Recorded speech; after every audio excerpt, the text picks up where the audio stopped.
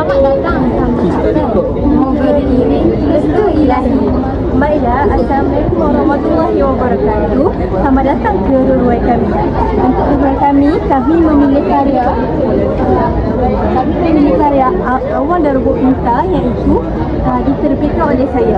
Okey, di dalam Awang dan Robot Pintar ini inspirasikan kerana di dalam diri ini kita sudah menggunakan banyak teknologi. Jadi saya selitkan elemen seperti robot yang menggunakan teknologi untuk kita buat dari buku cerita untuk kanak-kanak ni suka membaca. Okey, dekat sini. Baiklah, dekat sini dekat ruang kami memilih elemen-elemen seperti matahari, awan dan pelangi, kerana elemen-elemen ini sesuai dengan kami punya muka hadapan buku, iaitu Awang dan Robot Pintar. Ini juga kami menyediakan brosur. Itu brosur untuk tetamu-tetamu ataupun pengunjung datang untuk tengok apa yang ada kat dalam. Kat sini ada QR code kami sediakan untuk kepautan emisi buku, dan kami juga memperkenalkan watak-watak utama seperti Awang dan Robot Pintar. Okay. Baiklah, di sini juga kami memperkenalkan di akhir tugasan di akhir pembentangan kami meminta pengunjung untuk menulis refleksi dan tampal di sini. Kita beralih kepada buat seterusnya, kami menampal watak-watak utama, iaitu Awang dan Robot Pintar. Di sini juga ada sinopsis untuk pengunjung baca. Saya terangkan sinopsis. Kejap.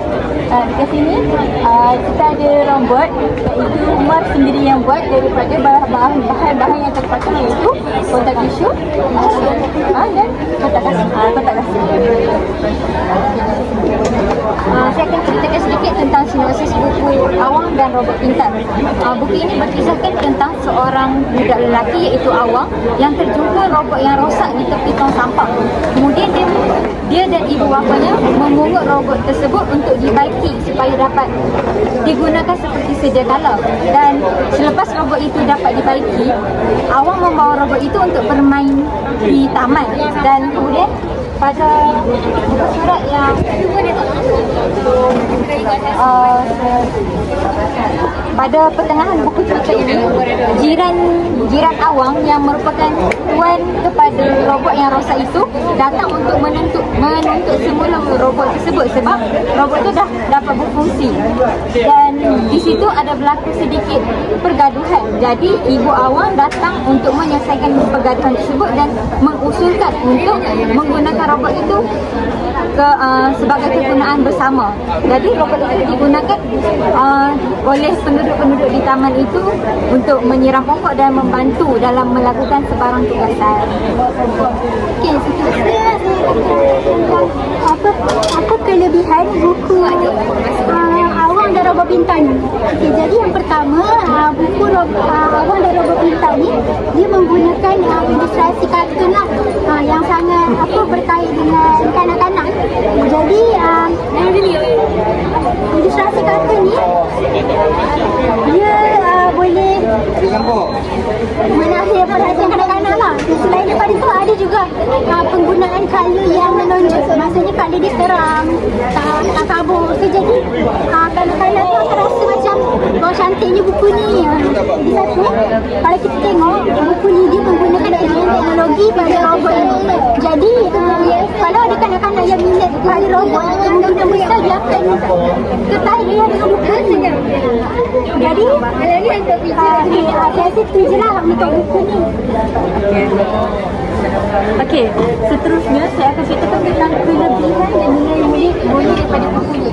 Okey, kita boleh tengok yang pertama adalah nilai bertanggungjawab, di mana Awang dia tidak mengindahkan robot yang terbengkalai sewaktu pertama kali dia jumpa robot tu. Malah dia mempunyai inisiatif untuk membaiki robot itu sendiri. Yang kedua adalah nilai kerjasama. Ibu bapa dan awang ni diorang bekerjasama untuk membaiki robot semalaman. Dan seterusnya di mana pada klimax cerita buku ini mengetengahkan sifat yang tidak pentingkan diri, iaitu jiran itu juga mengalah dan mengongsi robot itu, padahal robot itu